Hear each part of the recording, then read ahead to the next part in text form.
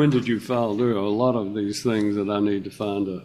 Oh, I'm sorry. It's our motion. This is the motion objecting to mother's superseding objection. Right. What day did you file it? Oh, what day did I? Oh, I filed it. No, I don't have the date I filed. I have the date that I signed it, but I don't. Well, I got a lot of tabs to turn to, so let me see if I can find it. Or if you just tell me what tab you're on, I can go to that one. So I can do whatever's easy. I think I filed them all the same. All right, well, the first motion of any kind that I find filed in this file is the motion to dismiss the counter petition for civil contempt filed February the 6th of 2026. I can do that one. Judge, that's one where there was a initial petition, there was an answer, and then Ms. Huey decided to just do an amended one without asking for permission from the court to do that. I understand she's pro se, but that's the reason why we asked for that. Ms. Huey, the law, you're unfortunately held to the same standard as if you had a lawyer representing you, and under the rules of civil procedure, once a petition is filed and a responsive pleading, an answer has been filed, then you cannot amend the original petition without leave of court. You would have to file a motion asking for the court to allow you to amend your petition and then have that heard before you can actually file that. So I have to grant the motion to dismiss the counter petition for civil contempt, but you're free to file a motion to amend, and normally that would be granted. So it seems rather circuitous and unnecessary to do it this way, but that is what the rules require. Your Honor, may I have permission to respectfully request leave to amend here in the hearing? You can respectfully request what? Permission to amend that petition here in the hearing, or would you need that? Have to file a written motion to amend under the rules.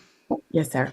So she files that and serves that on me, that might be something we can just agree to. If you file your motion to amend and set forth the reasons why you want to amend it, then serve that on opposing counsel, and I think at that point you would be entitled to have it heard if he doesn't agree, but I would think he would likely agree. So. All right. Then we have the motion to dismiss the counter petition for civil contempt that Ms. Huey has filed.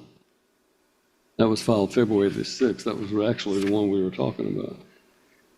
And Ms. Huey, you have filed a motion to dismiss the counter petition for civil contempt. Yes, sir. What is your basis for that motion? Because I gave notice to regarding the move, and there was no written objection, there was no verbal objection, and I followed the rule of the parenting plan as I understood it. Mr. Belcher, you have anything to respond? No. Well, let me say this. As far as I don't have. You might want to turn that microphone towards you because. Can you hear me okay? Well, okay. I'm worried more about her than me. I'm talk really loud, so I usually have to, but just to make sure that she gets it. As far as that goes, I would argue that is a case. That is a material thing that should be set at the hearing for the we have a number of hearings that we maybe do, but that's not for today. I mean, that's for. That'll be an evidentiary hearing to determine that. Ms. Huey, the civil contempt petition that's been filed is a factual issue, and it's also a legal issue. And for that reason, just to say that you want to dismiss it because you felt like you complied with it, that's an allegation of fact which will have to be proven at a hearing. So while at that hearing, I'm going to pass your motion to dismiss, and we'll just reserve that for the hearing on the motion for contempt. To allow both sides to be fully heard on that. All right, the next is a motion objection to interrogatories and requests for admissions that was filed March the 9th. I show it was supposedly set from April the 8th. Did you appear on April the 8th and have a hearing? No, we moved it, Judge. We moved it to today. We've not heard any of these. Is that our motion objecting to the mother's superseding discovery responses? The one you filed March the 9th, 2026. Motion objection to interrogatories and requests for admission. Correct, Judge. That's the one where the mother filed 3 separate petitions in this case: to modify parenting plan, modified child support, and conversion of funds. We answered the interrogatories and requested for admissions, and then 7 hours later, she sent us 25 more interrogatories, 16 more requests for production of documents, and 87 additional requests for admissions. So what I would ask, Judge, she did that once. I guess maybe she didn't like the responses, so she decided to take a second bite of that. And I would argue that that is not proper. There is a rule, both a local rule and a rule of civil procedure that somewhat limits the amount of questions and interrogatories and requests for admissions that you can submit.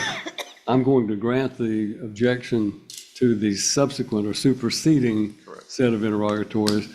But again, if you feel that there is an additional need for something that is not fully answered in the first set of interrogatories, then you can file a motion asking for the court to approve additional discovery. Thank you. All right.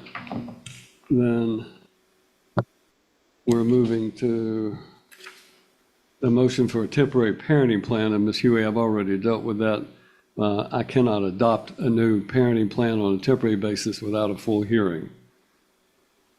Yes, sir. And may I just clarify, my intent is not to limit or restrict the parenting time or that he's in any danger. I'm simply seeking a parenting plan that is reflecting the reality, because we've had substantial change.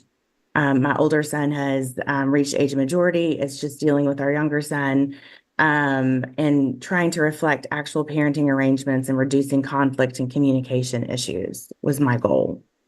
And I understand that, and that's a, an admirable goal that you may have, but all I'm saying is that unless it's agreed to, I cannot grant or even conduct a hearing to adopt a temporary parenting plan absent showing of a substantial risk of harm or injury to the child.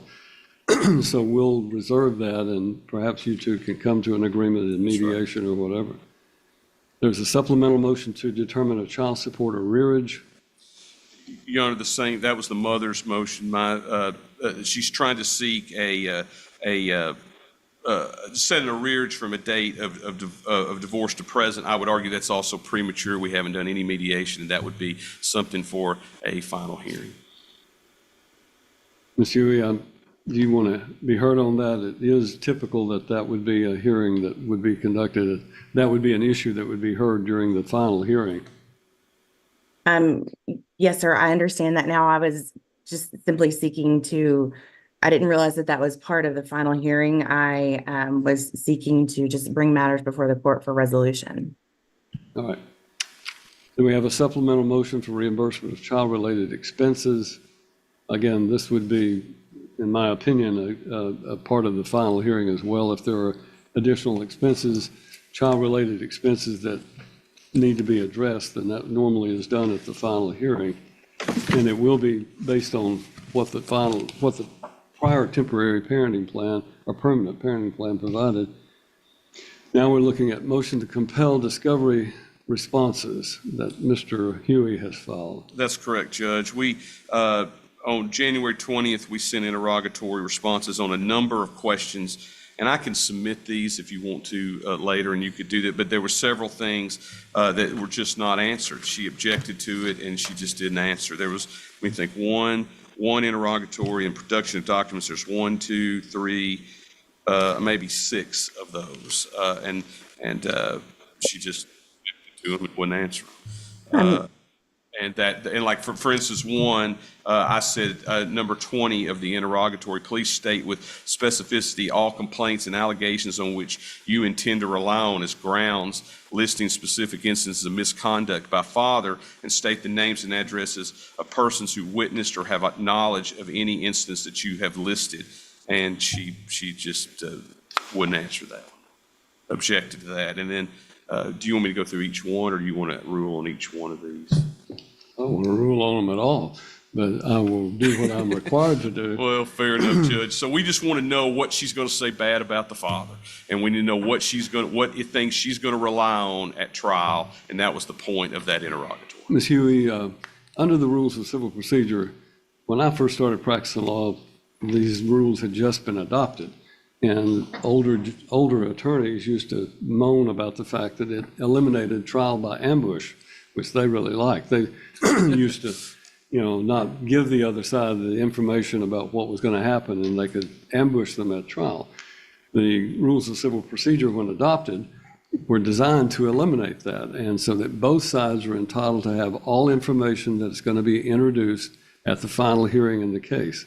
So there's no, unless there's privileged information, and that's very limited, it would be required to be divulged as to all of the information that's been requested.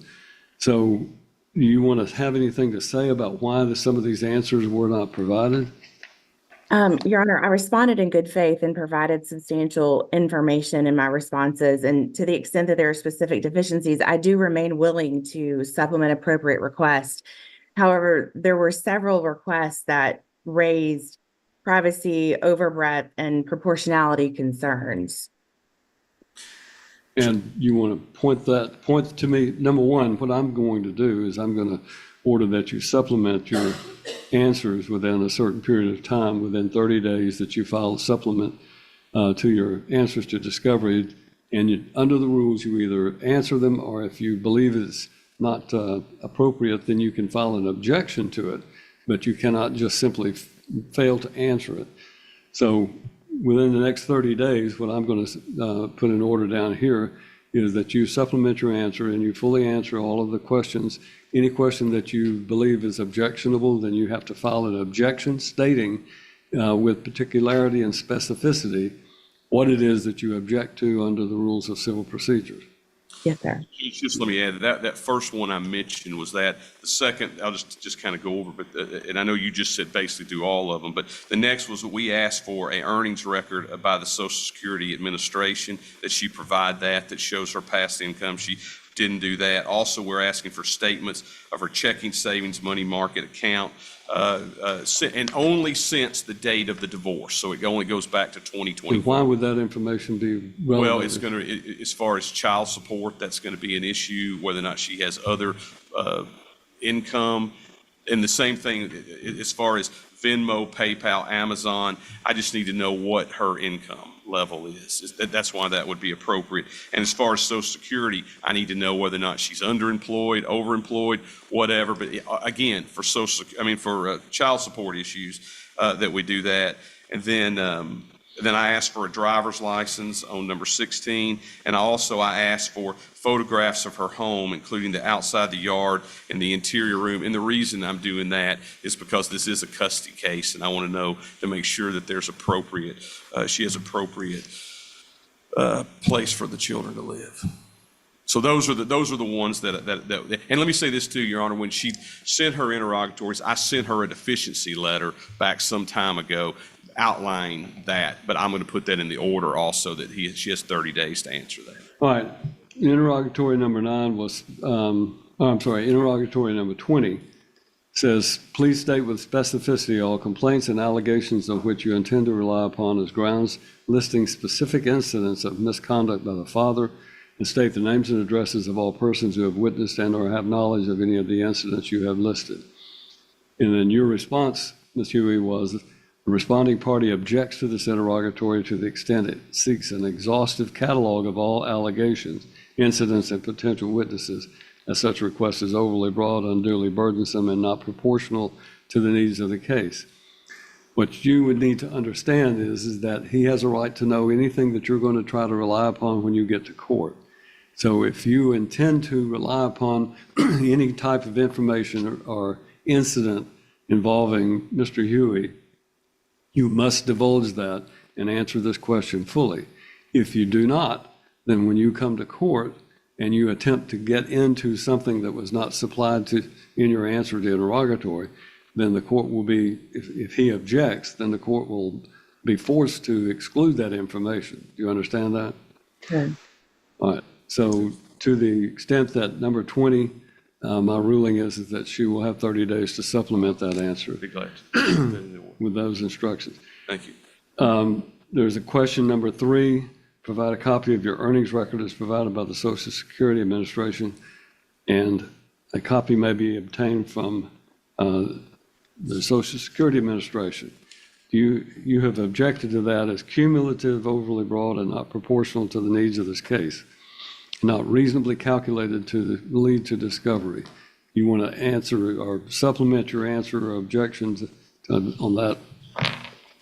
Yes, sir. So my understanding is, and from what Mr. Belcher just stated, that it was from the point of divorce forward, and I have supplied my tax returns, and I'm not understanding why that is not adequate. When was this divorce? 2024. Okay, so you want her entire I do, Social just to Security? see. Just let me finish Oh, talking. I'm sorry, Judge. I'm sorry. Do you want her entire Social Security Administration list of earnings back to the date she first got a job? Well, I don't need that. I need the last 5 years. I just want to make sure that what she was making is what she is making. So basically, just to make sure that she's When not. she was divorced, excuse me for interrupting you. Yeah, no, that's okay. When they were divorced, was there a calculation of child support? There was. All right, then they're bound by that calculation of child support and the showing of her income, absent some showing of fraud. So my ruling will be she's required to prove what her income is from the date of the divorce forward. That's fine. She says she has supplied copies of her income taxes, and that would seem to me for the years following the divorce, and that's all I'm going to require to provide. With all due respect, Judge, the only thing I would ask is just copies of statements checking, just to make sure that everything is listed on her taxes are also. Well, we haven't got to that one. That one is next one, right? Fair enough, yes. So as to the one that says that you're requesting a copy of your earnings record, I'm not going to require you to do that, but a copy of your actual tax return form since 2024, the divorce, will need to be supplied to Mr. Belcher, and we'll go from there. The next question is copies of your statements for your checking savings in retirement accounts, which you've had an interest since June 17th. You objected to that. You provided statements but redacted transaction descriptions for deposits and withdrawals, which may be relevant. You want to be heard on that? Yes, sir. I redacted transactions. I did not redact any withdrawals or deposits. I left all of that visible. I left all of the large transactions, for example, mortgage payments and things like that. All of that has been visible. I only redacted daily transactions that seemed overreaching, and I didn't understand why those were pertinent to the case. Mr. Belcher? Judge, when we look at these statements, there's a lot of things that you could find. If she goes to the liquor store 3 times a day, that might be relevant. I don't know. It might be that she's spending, if she's going on big trips. There's lots of things that potentially could be discoverable, and that's the reason why we asked for Ms. Yancey, Ms. Huey, I'm going to order that you have to provide an unredacted copy, but it will be filed with Mr. Belcher under a protective order of this court that it's not to be used for any purpose other than for preparation for trial. And so if he obtains an unredacted copy, he is to hold that in his file under this protective order. And that's the best I can do. He is correct. We have cases that people are using their accounts for transactions to purchase liquor at liquor stores on a repeated basis right before a visitation takes place, or that there are other expenses that are inappropriate. So the transaction record can be relevant, but the best I can do is order that it be provided unredacted and that it be held by Mr. Belcher under this protective order. And Your Honor, is that just, are we looking at, bank statements? What he's asked for is a copy of your checking, savings, and money market or investment or retirement accounts of which you've had an interest. This is all about your income.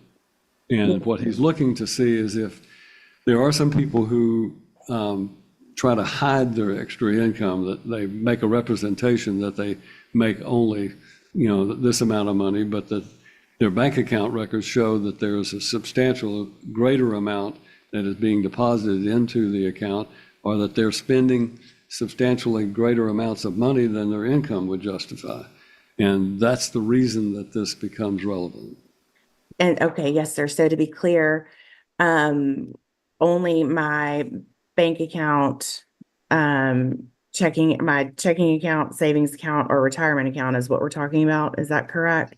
That is in number 8 of the request that says, please provide copies of your statements. If you refer to Mr. Belcher's number 8 on his interrogatories or request for production of documents, please provide copies of statements for your checking, savings, money market, investment, and/or retirement accounts of which you've had an interest since June 17th of 2024. Yes, So sir.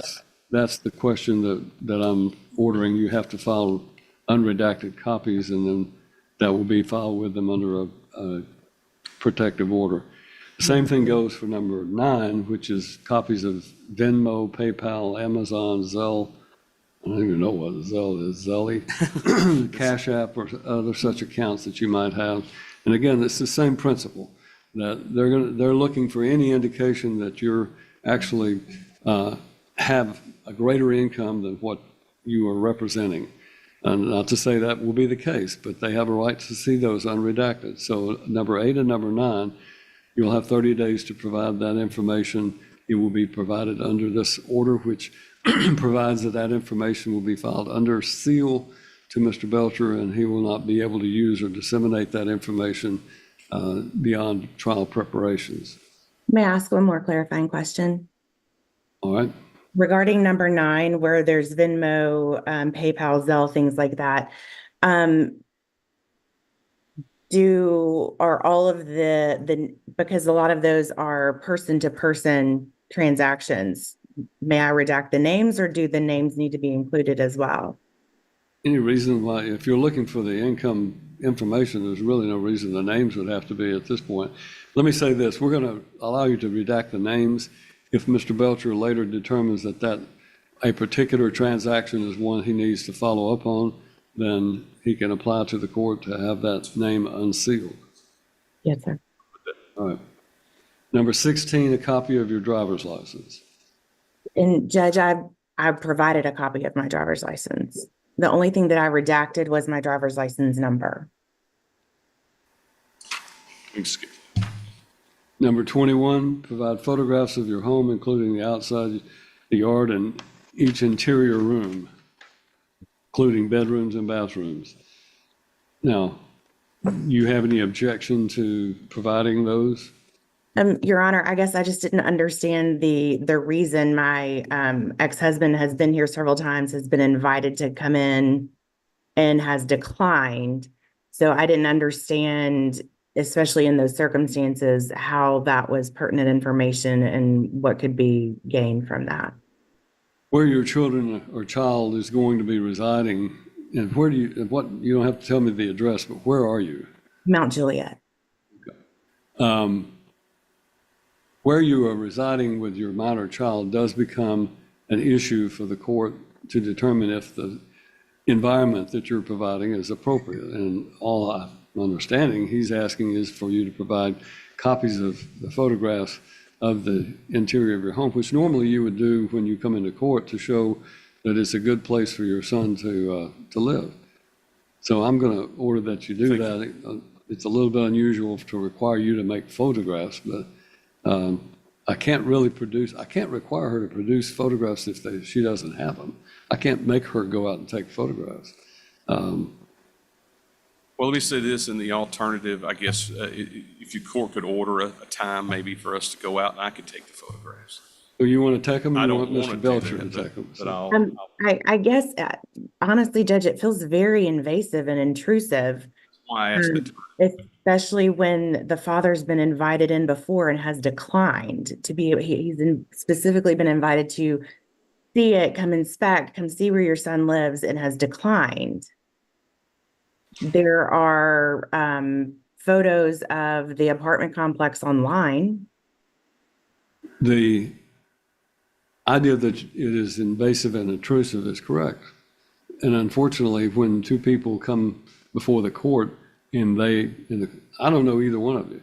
So I don't know anything about your house. I haven't been invited to your house. And if I or one of the other judges have to make the decision then having the most amount of information, the greatest amount of information about the conditions, the circumstances, what it looks like. As I've said, most of the time, the person who's seeking to have the child live in that home brings photographs before the court to show this is a great environment. Here's his room. Here's what it looks like, to satisfy the judge that the child will be living in an appropriate environment.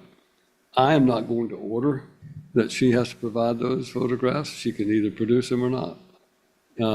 That's up to her. But I will say that obviously the judge who hears this case is going to want to know what kind of environment it is.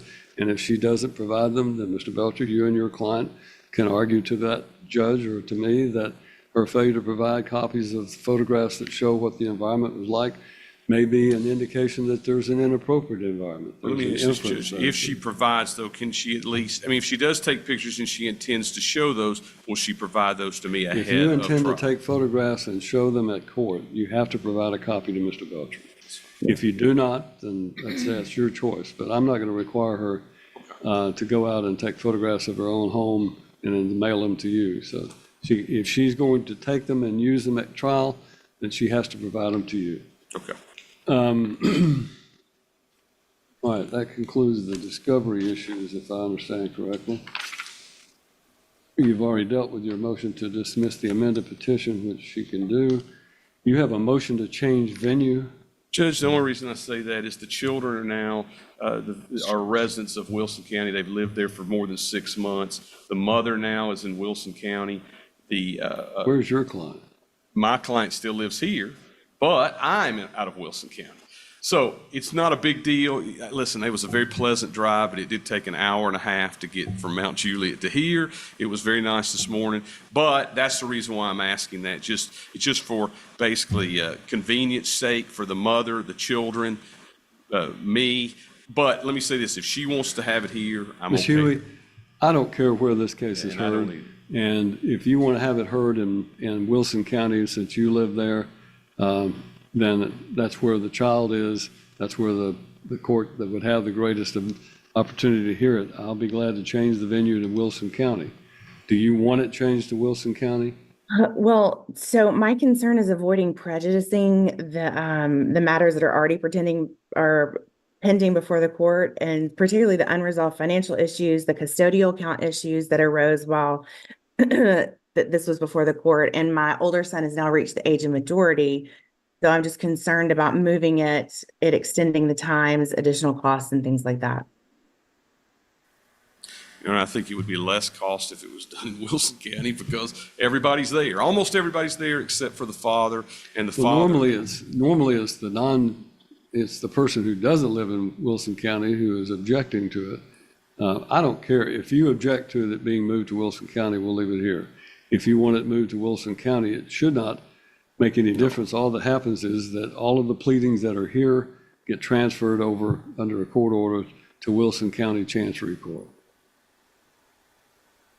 Your Honor, I object to moving. I would like to keep it in Dixon County. Remain here. It'll stay here. There's That's a fine. motion to compel mediation. We have a local rule that requires mediation, so the parties will be required to undergo mediation until at Judge, some the only point reason- before the final hearing. So the only reason I filed that is after the discovery, the first set of discovery was submitted, I had asked to set mediation up, and she refused and said that only until we provided a 408 proposal would she even consider mediation. And I don't see that as a barrier to, and I have an email that states that. But either way, Your Honor, we'll set mediation ASAP.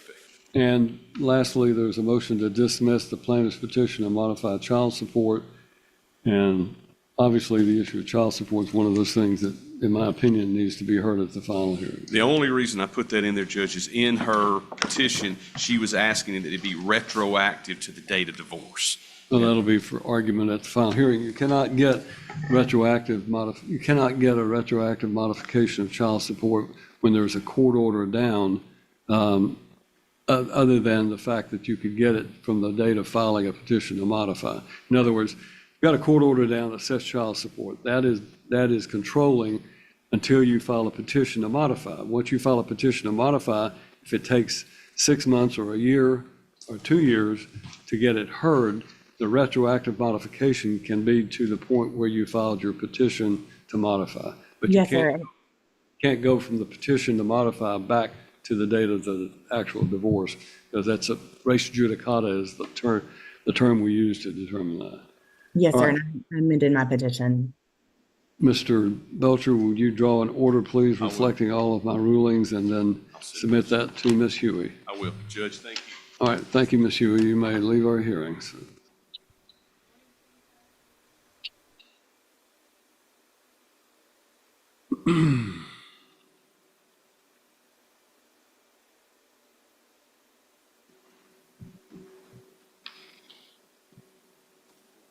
Good morning.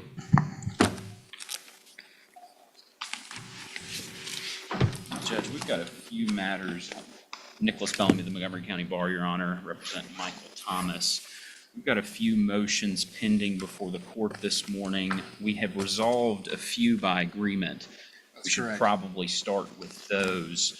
The motion to compel discovery filed by Mrs. Thomas, we have agreed we will enter an agreed order requiring Mr. Thomas to complete those discovery responses within 14 days of today, Your Honor. All right.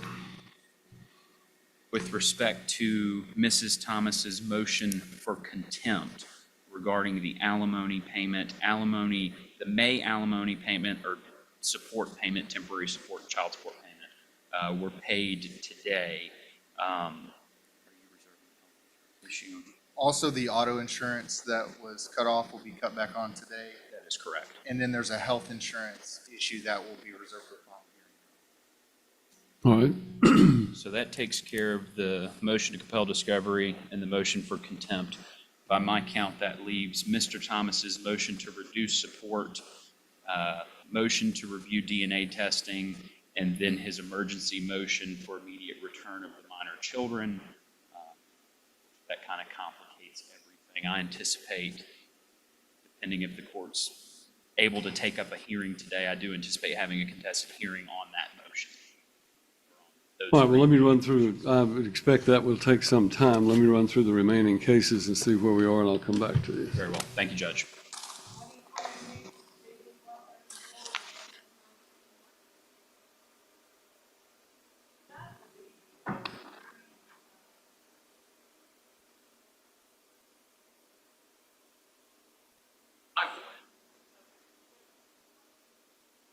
All right.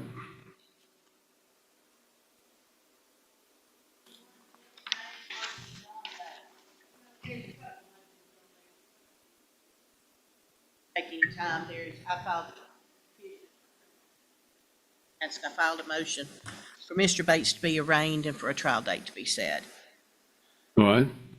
So Mr. Himmelberg is here to represent him on the criminal contempt, is that correct? Actually, Judge, it'll be, Mr. Yeager?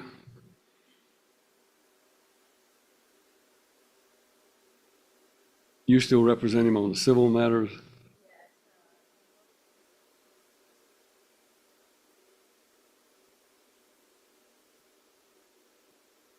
I'll respond to that. We're asking that that be dismissed. We're gonna take argument on that. All right. Then let's arraign Mr. Bates on the criminal contempt. You wish a formal reading of that allegation? no, Judge. Plea of not guilty will be entered. Do you want to set it for a hearing then? Yes, Your Honor, we can, if you got Mr. Yeager's calendar, do I need to just correspond with him and give No, we. available dates? Well, does it necessarily have to be heard in front? I guess it should be heard in front of me. I've Well, given Your out- Honor, the allegation is dealing with testimony that happened in front of you during the hearing. All right. June 15th or 16th? You have the 16th. Your Honor, I'm here on a final hearing, McNeil versus McNeil, in front of Judge Wallace On the 16th? on the 16th. And then on the 15th, Ms. Duke and I have a matter already set in Humphreys Juvenile, McBride versus McBride. Okay. Apologize, neither one of those dates. Well, I have the 26th of May. I don't know what that looks like. Well, Your Honor, you have a Tyson versus Tyson competing orders, a final order in Mangrum, final hearing in Mangrum, and the hearing, I don't know what it was, King versus Oliver. That's just me. I know there's, And then the Marlin case, you said, is that going to take most of the day on the 29th of May? Your Honor, I don't think it will take most of the day. That would be fine to set it if he's available on the 29th. It's a contempt and a modification of alimony, spousal support. That's the one where they tragically lost one of their children. That was just a short, that was an appearance, that was just a, The Mr. 29th? Bates has reached out to me to ask to continue Marlin. I May have 29th. All right. Bates, motion for contempt.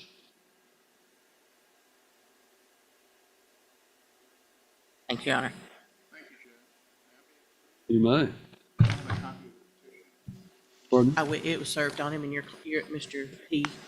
he accepted service, and I can show you, I mean, I can email you another petition, but he accepted service on it.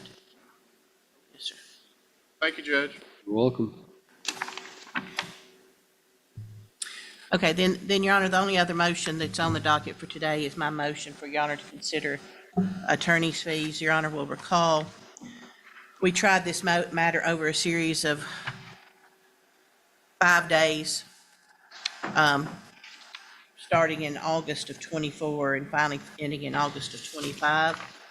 And during that period of time, we were able to reach after testimony, we were able to reach an agreement on property division.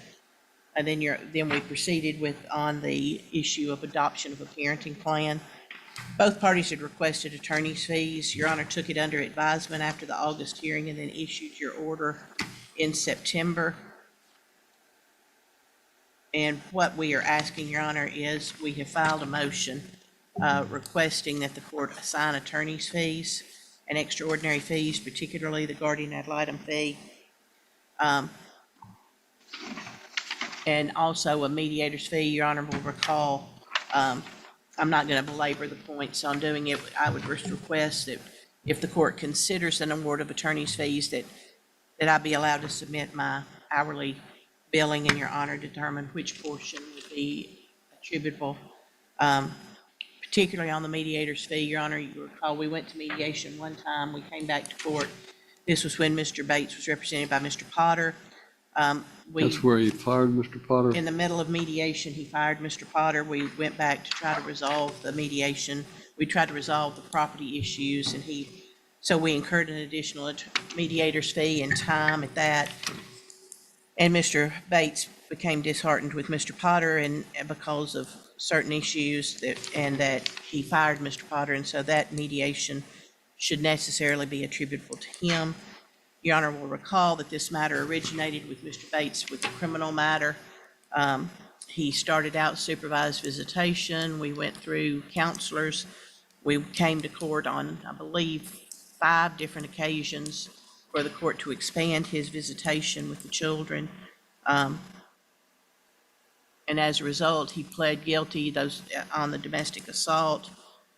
He completed a anger management. He did that. Those charges, based on the agreement with my client, were expunged from his record. And again, it's a scenario where there is an alimony award. In this case, obviously, he has a significant higher earning capacity.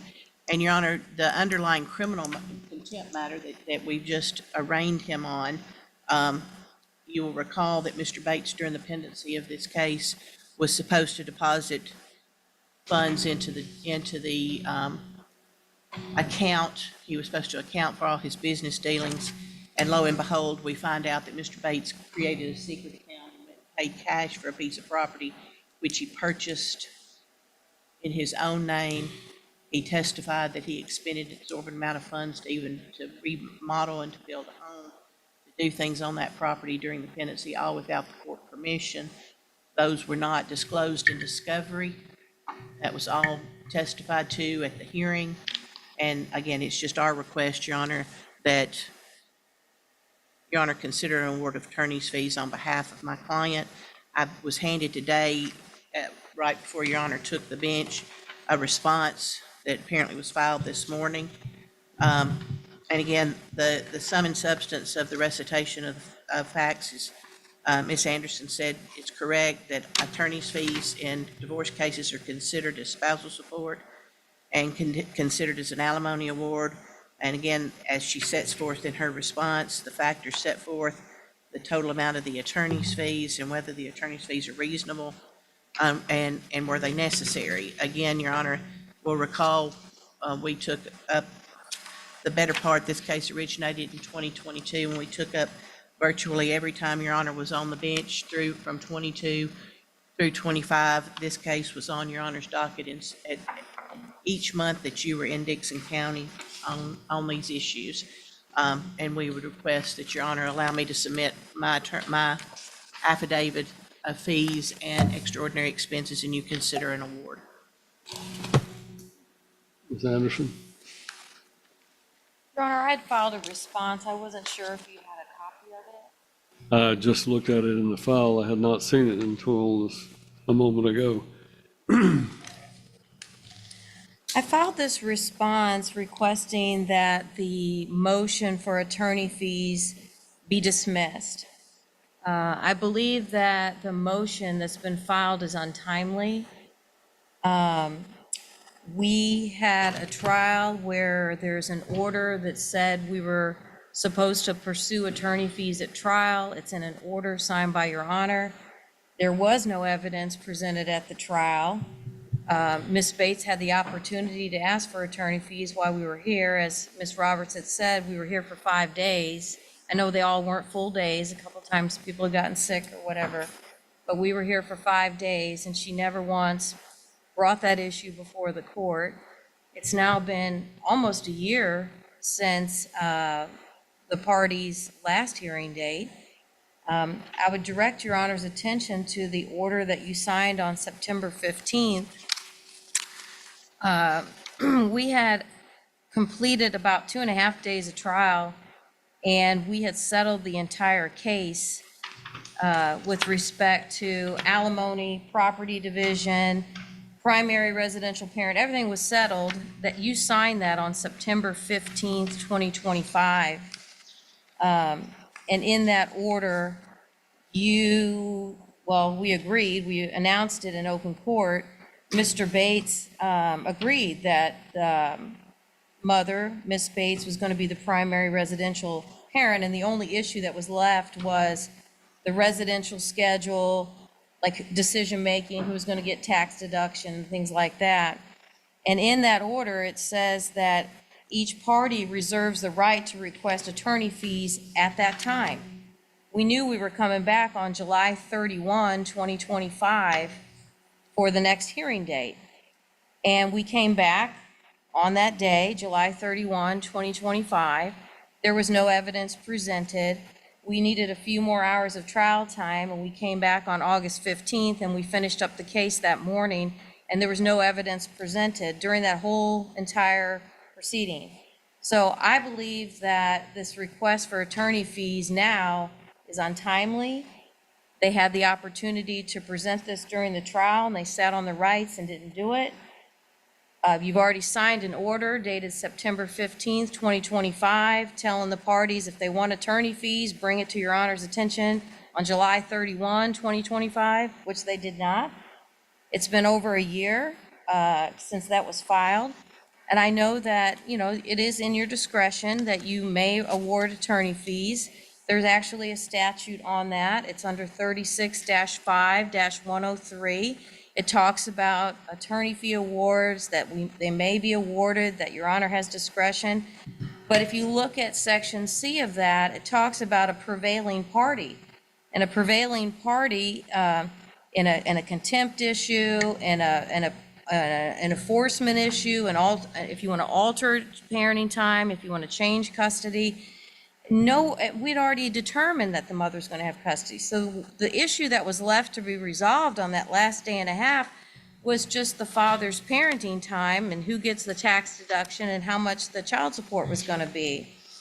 And the issue of the primary residential parent wasn't even on the table. So I'm just asking that this request for attorney fees be dismissed. Because Mr. Bates should have an opportunity, if you're gonna open this back up again, to look through this so that he can object to it, and he also asked for his attorney fees. And I would just point out that some of the issues that were left that last day and a half, he got what he asked for. He got a tax deduction for one of the children. He got expanded parenting time on the weekends. He got more time in the summer. The mother only wanted him to have 1 week in the summer. You gave him more time. So he had issues that were valid before the court. And I think that the issue now to bring up is completely inappropriate. On the other issue, the guardian ad litem fees, you can look back in the court's file. The guardian ad litem was appointed in March 2022. And there's just one sentence, it's paragraph 7, it's numbered 7, that Mickey Smith Esquire is appointed guardian ad litem for the party's minor children. Rule 40A wasn't followed. It should have said how much it was going to cost. It should have set her fee. It should have told them how much they were going to be putting into the clerk's office. And right before the final hearing, you're supposed to let the parties know how much this is going to be. So she did a great job, and she was in the case for 3 years. She sent us an affidavit in December, and it was, I may be making this up, it seemed like it was several $1,000s. So as soon as we got it, I had my client pay half. I said, just go ahead and pay half, and we tried negotiating, a settlement on that. But now Ms. Bates doesn't want to pay her half. So I also believe this guardian ad litem issue has a little bit of problems, because the original order that appointed her did not talk about fees. It didn't follow the Supreme Court Rule 48, which is supposed to advise the parties what their financial burdens are going to be. But to surprise them years later with this huge bill saying you owe now this guardian thousands of dollars, it's completely unfair now and unjust for Mr. Bates to have to pay this. He did go ahead and pay half of it, and I'm just asking, if you look back at your file, the amount of assets that each of these parties were awarded, their marital estate was well over $1 million. Miss Bates got half of that. She has the ability to pay this money to the guardian ad litem, and it would be extremely unfair now, 3 years, 4 years after her appointment, to have Mr. Bates have to pay all of it. And we're asking that you just order they pay it in half, and that you dismiss the attorney fees request now at this point. Thank you. I would just Bates filed the provisions that he asked for. He was basically asking for a 50-50 residential schedule. Your Honor's hearing, again, on the order that we entered on September 15th of 2025, it specifically reserved parties' right to request attorney's fees. There was testimony as to that she had retained me on the case and the hourly rate. Again, Your Honor took it under advisement. We did not know what was going to transpire from that. Your Honor then made in the order of September 5th, Your Honor made the specific statement on page 3 of 11. Since the parties are unable to agree, this court is required to provide a parenting plan set forth. I mean, Your Honor found they were not able to agree on anything.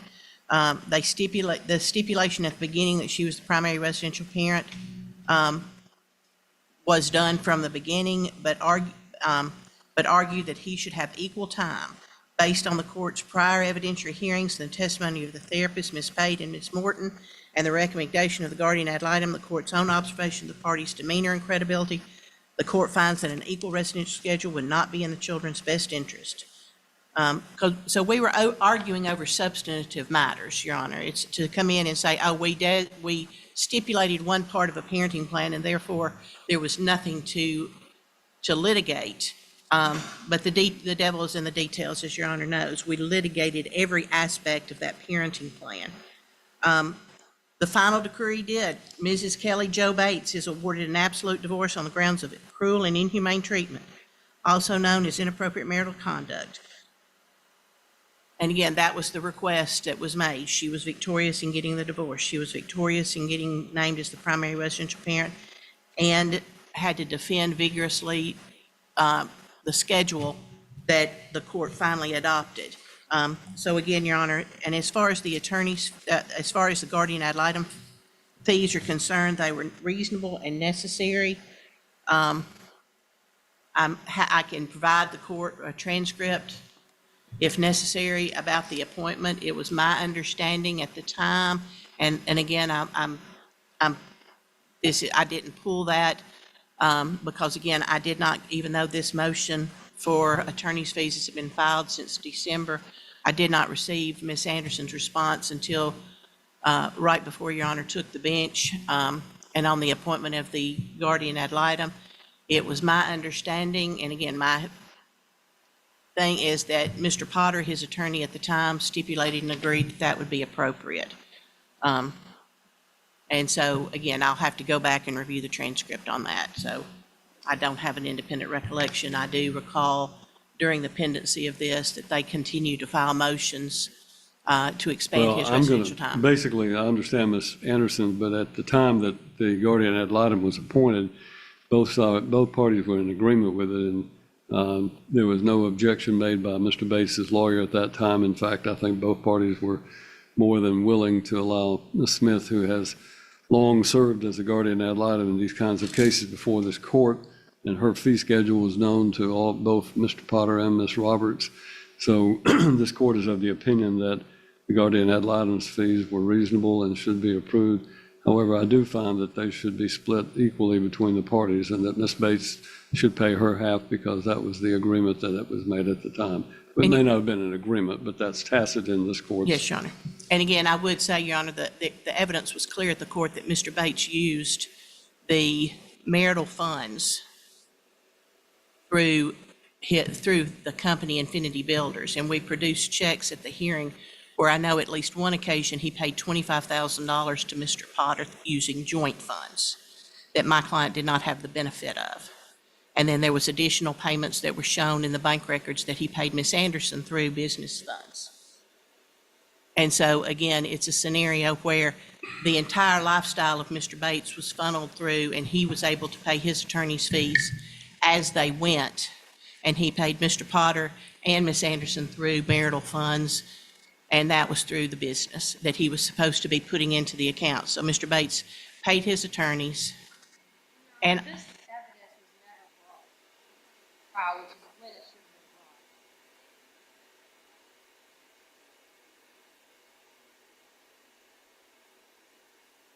we, been brought. Trial, and now here we are.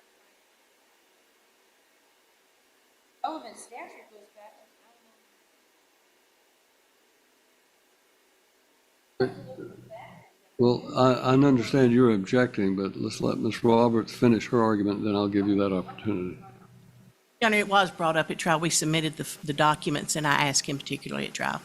If Ms. Anderson doesn't recall that, but we did go through those documents and show My those at the recollection was hearing. that there was an issue about Mr. Bates using the corporate or the business accounts to pay personal, including some portion of his attorney's fees. Now, Ms. Anderson, if you want to address what you were saying. This motion was brought under Rule 54. Rule 54 has nothing to do with attorney fees. That can do discretionary costs, guardian ad litem fees. This is a totally separate issue. This is under 36-5101H. If you're going to look at an attorney fee award, you have to look at the factors enumerated. So you have to look at the total fees incurred by both parties in the case. And you have to go through all these factors, which party has the ability to pay them, whether they're reasonable. We have to have a trial over all of this. And I've never even seen the affidavit, so I don't even, She hasn't submitted an I affidavit. know, it And seems like what- if you would have filed it in December, you would have sent us something, but I haven't seen anything, so. If I understood Ms. Roberts, her motion is to be allowed to file an affidavit, which she has not yet done, so. Well, I thought her motion said just she wants to be awarded attorney fees, just like that, under Rule 54, which isn't the right rule. So you know, I also feel like this issue has already been put in the court's order. You already spoke to this. They were supposed to bring this to the final hearing. You signed it in September saying, if you want to bring this issue of attorney fees, bring it up at the final hearing, and they did not do that. We were here all day on July 15th, and then we came back in August. They did not do that. They left the building and sat on that.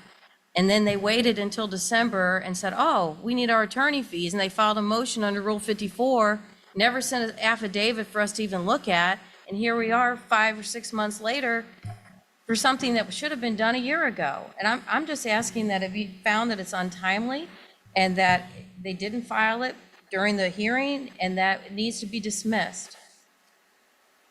All right, your motion to dismiss is currently going to be overruled by the court to the extent that I'm going to allow both sides, if you choose, to submit your affidavit of attorney's fees. I will take this matter under advisement to be able, because of the multi-days that I had to deal with this case in trial, it is not, and it's been some time, is not as fresh as what I would like to be able to rule on this. I need to review the file and my notes. So we'll take it under advisement. Both sides have 30 days to file any affidavit of attorney's fees that they wish to. I've already ruled on the guardian ad litem fee.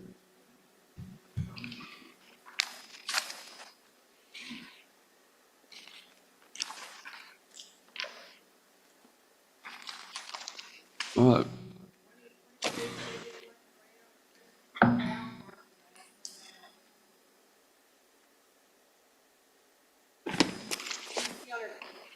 If I could.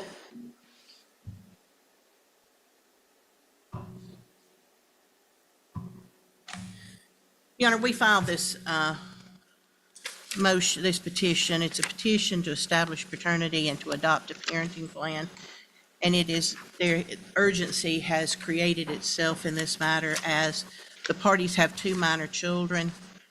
And I believe the eldest is, will be 6 on the 22nd of this month, as well as the youngest has the same date of birth and will be 4 on the 22nd of this month. The parties were residents of Dixon County. They have had Both children share the same day of birthday? They have had shared parenting of these children. The parties resided together for a number of years, a total of 7 years. They split up in a couple of 3 years ago, I think 2023. They split up and they've had an equal residential schedule since that time. During that period of time, the mother has had some significant issues with drugs and different things that have gone on. But the parties were working well together as far as sharing the children on basically a 50-50 residential schedule. Unbeknownst to my client, on the day, Mrs. Mowell, the defendant in this case, packed the children up and moved without notice, without anything. So again, it begs the question of the parental relocation statute, because again, the parental relocation statute, you can interpret it in a number of different ways. There's not been a finding of, my client never went forward and established paternity, and the parties never married. But he is listed on the birth certificate, and he was spending intervals of time with the children and basically had an equal residential schedule. And Mrs. Mowell just packed up and moved with her now paramour to Illinois with the children. What has happened is that my client actually came in prior to the move and was thinking about filing this, and then it became an emergent situation when she packed up and moved. My client did go up and had arranged with her to visit with the children. He went up and picked up the children, and lo and behold, she got served a couple of hours after he picked up the children, and she called and threatened to have him arrested for kidnapping if he did not bring the children back immediately. So we're here ready to go forward on a temporary adoption of a parenting plan. I do not think, I will have Ms. Mowell address it, I do not think paternity is. She said the discovery requests were too invasive, but the judge shut that argument down during a heated custody battle packed with accusations, financial disputes, and courtroom tension. The hearing exploded after a mother objected to turning over unredacted bank records, Venmo transactions, and other personal financial information during an ongoing parenting case.